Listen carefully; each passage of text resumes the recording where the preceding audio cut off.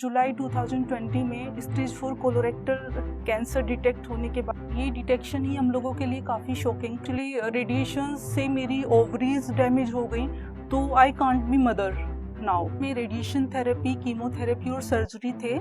I was declared cancer free और 6 months के बाद एक फॉलोअप टेस्ट हुआ जिसमें फिर से मेरे दोनों लंग्स में 3 लेजन डिटेक्ट हुए। हम हर रोज सोते हैं, जागते हैं, काम पे जाते हैं, खाना खाते हैं, पानी पीते हैं और फिर सो जाते हैं। लगता है ना जिंदगी कितनी आसान है, लेकिन ऐसा नहीं है। जीने के लिए जब जूझना पड़े तो जिंदगी के सही मायने समझ में आते हैं। उसके बाद अगर हम सांस भी ले पा रहे हैं तो वह भी एक लग्जरी है। नमस्ते, मेरा नाम है मोनिका चौधरी और मैंने 2008 में जवाहर नवोदय विद्यालय गौतम बुद्ध नगर से 12th की है। आज मैं जो कुछ भी हूँ उसमें नवोदय का काफ़ी योगदान रहा है।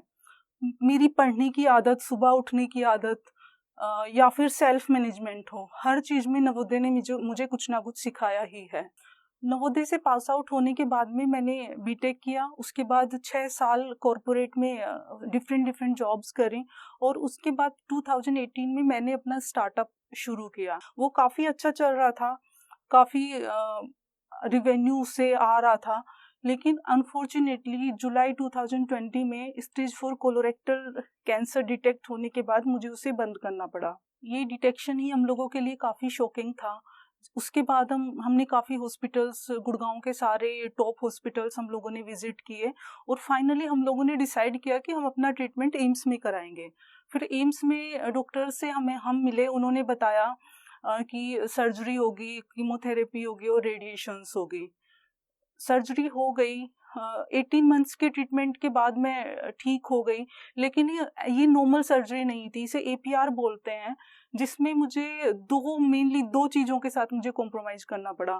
पहला तो रेडिएशंस का एक इफेक्ट था। एक्चुअली रेडिएशंस से मेरी ओवरीज डैमेज हो गई, तो I can't be mother now. दूसरा, ये एपीआर जो है इसमें क्योंकि रेक्टम में था जो मेरी डिजीज थी, तो उसमें क्या हुआ कि मेरा रेक्टम, कोलन रेक्टम को रिमूव करके और स्टमक के लेफ्ट में एक पाउच लगाया गया है, एक स्टोमा क्रिएट किया गया है जहाँ से एक पाउच अटैच्ड है और जो एक्सक्रेशन पर्पस के लिए वो यूज होता है। जो भी वेस्ट होता है वो उसमें इकट्ठा होता है और उसके बाद टॉयलेट में जाके उसे क्लीन किया जा सकता है।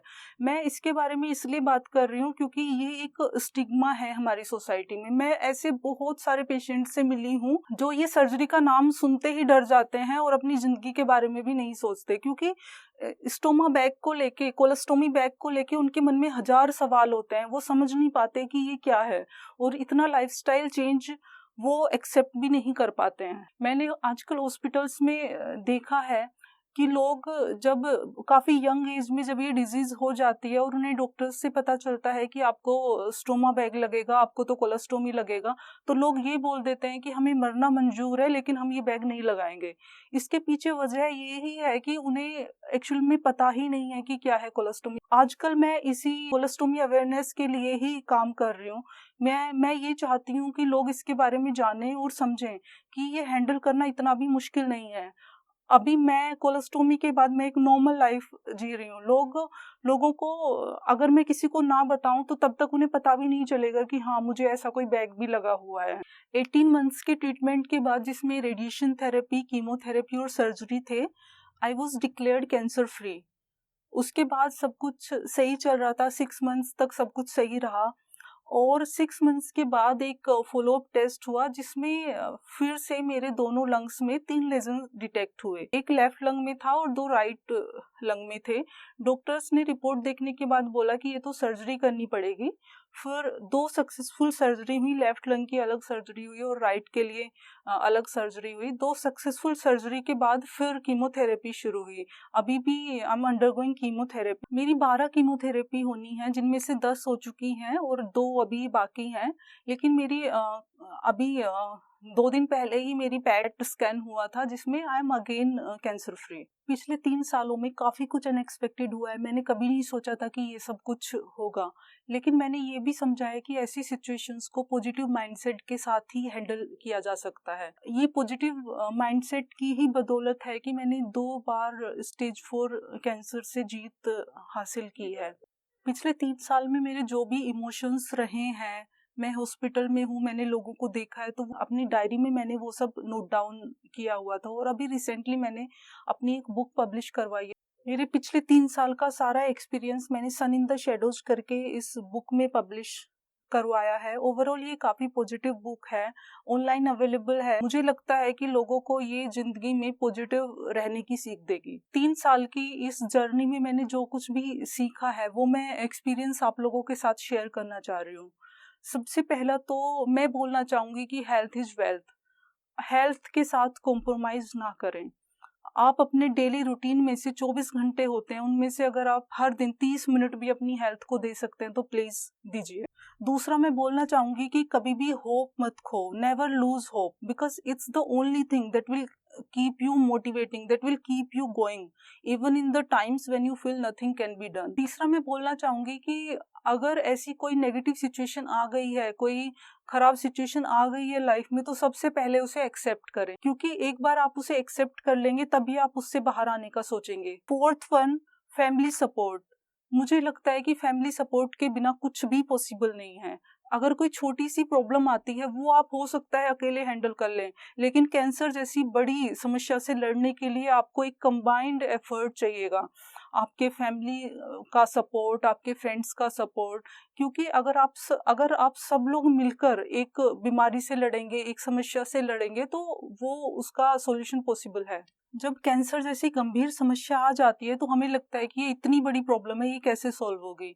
तो उसके लिए मैं बोलना चाहूंगी कि उसे एक बड़ी प्रॉब्लम को छोटी में डिफ्यूज कर लो और एट अ टाइम एक ही प्रॉब्लम पे फोकस करो।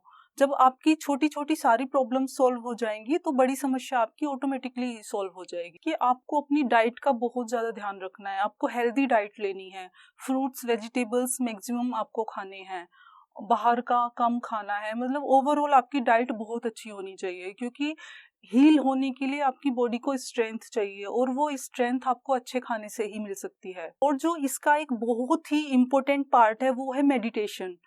दिन में एक बार मेडिटेशन जरूर करें, दिन के कुछ मिनट अपने लिए रिजर्व रखें। नेचर के क्लोज रहिए, क्योंकि नेचर के पास वो सब कुछ है जो आपको हील होने के लिए चाहिए। जब आप नेचर के करीब रहेंगे तो आपको हील होने में आसानी रहेगी। हमारे आसपास जो कुछ भी है उसके लिए हमारे अंदर ग्रेटिट्यूड होना चाहिए, उसके लिए हमें ग्रेटफुल होना चाहिए। हमें इतनी सारी चीजें नेचर फ्री में दे रहा है, ऑक्सीजन, पानी, सब कुछ हमें फ्री में मिल रहा है, हमें उसके लिए ग्रेटफुल होना चाहिए। हमें अपने आसपास के लोगों के लिए जो हमें सपोर्ट कर रहे हैं उसके लिए भी हमें ग्रेटफुल होना चाहिए, क्योंकि जब हम आज जो कुछ हमें मिल रहा है उसके लिए ग्रेटफुल रहेंगे तो हमारे पास और ज्यादा ग्रेटफुल होने के हमारे पास रीजंस आएंगे। अगर आप ऐसी किसी बीमारी से जूझ रहे हैं तो ये बिल्कुल पॉसिबल है कि आपके अंदर बहुत सारे अजीबोगरीब विचार आ रहे हो। तो मैं ये बोलना चाहूंगी कि आप उन विचारों को अपने अंदर ना रखें, अपने किसी क्लोज वन के साथ वो शेयर करें। आजकल मैं कैंसर पेशेंट्स की इमोशनल वेलबींग पे काम कर रही हूँ। मैं चाहती हूँ कि वो अपने अंदर कुछ ना रखें, जो भी उन्हें वियर्ड थॉट्स आ रहे हैं वो शेयर करें, ताकि हील होने में उन्हें आसानी हो सके। एट लास्ट मैं यही बोलना चाहूंगी कि thinking positive does not mean thinking good all the time. It simply means look at the things as they are. If they are good then good for you, but if they are not good then you should find out the ways to turn that bad into good. Thank you.